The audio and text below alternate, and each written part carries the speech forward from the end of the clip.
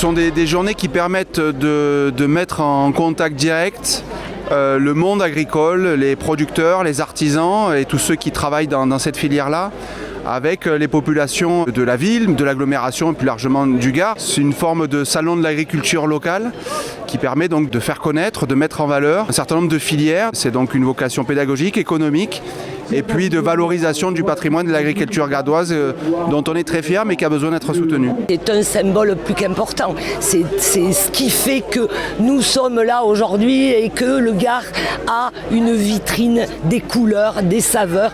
Et donc aujourd'hui la manifestation, elle porte bien son nom.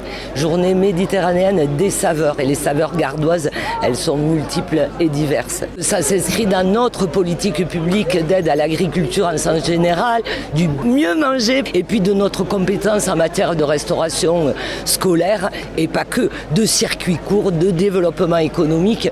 Et puis je dirais, derrière moi, il y a le Gard Tourisme, c'est aussi une identité de paysage, de savoir-faire et d'hommes et de femmes. Ces journées méditerranéennes permettent aux citoyens urbains de rencontrer l'agriculture, les élevages, les éleveurs, les espèces que nous avons dans notre département. Et donc c'est important en termes de communication sur le métier d'agriculteur, sur l'agriculture gardoise, ses qualités, sa diversité. Nos agriculteurs, c'est une grande part de notre économie locale, donc il faut les soutenir parce que c'est eux qui nous font vivre. Donc ça soutient notre politique de développement économique. On soutient aussi en soutenant les agriculteurs la santé, parce que c'est eux qui nous nourrissent. Ça, on fait le lien d'ailleurs avec les lycées que la région gère.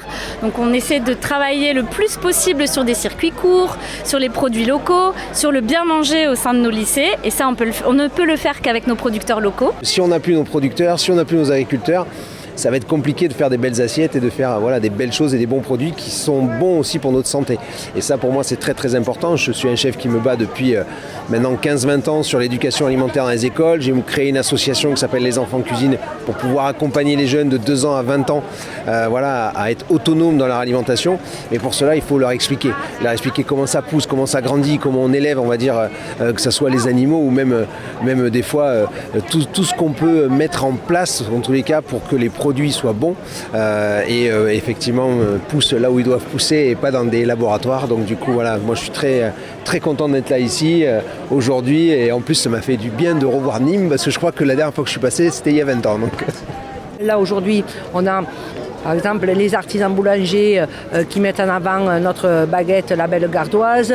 On va avoir le concours du sandwich gardois. Je vais signer une convention avec l'UMIH pour valoriser les produits gardois dans les restaurants de l'UMIH.